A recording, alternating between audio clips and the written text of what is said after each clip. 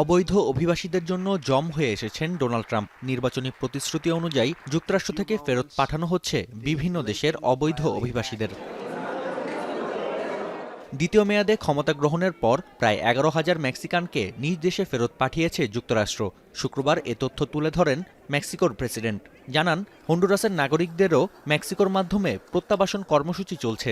Mexican president জানান, সীমান্ত সুরক্ষিত করতে যুক্তরাষ্ট্রকে সাহায্য করবে তার সরকার। এদিকে পেরুতে ফেরত পাঠানো হয়েছে শতাধিক নাগরিককে।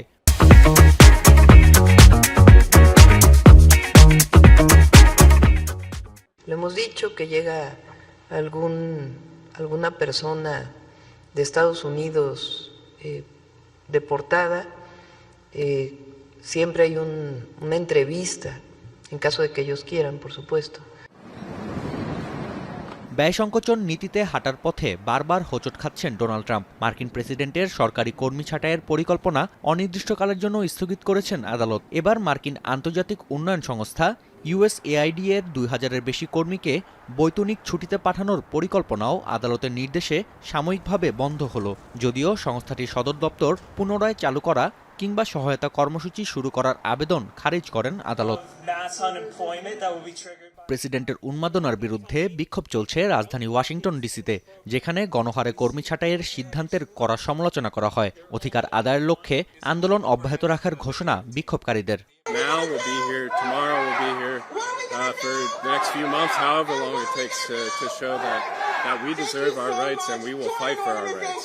If there are going to be layoffs, there has to be a very intricate process, and there are labor rights that have been won by the working class and need to be implemented. তবে কর্মী ছাঁটাইয়ের পেছনে কলকাঠি নাড়া সরকারি দক্ষতা দপ্তরের প্রশংসায় পঞ্চমুখ ডোনাল্ড ট্রাম্প। মার্কিন প্রেসিডেন্ট জানান, ইলন মাস্কের নেতৃত্বে খুশি তিনি।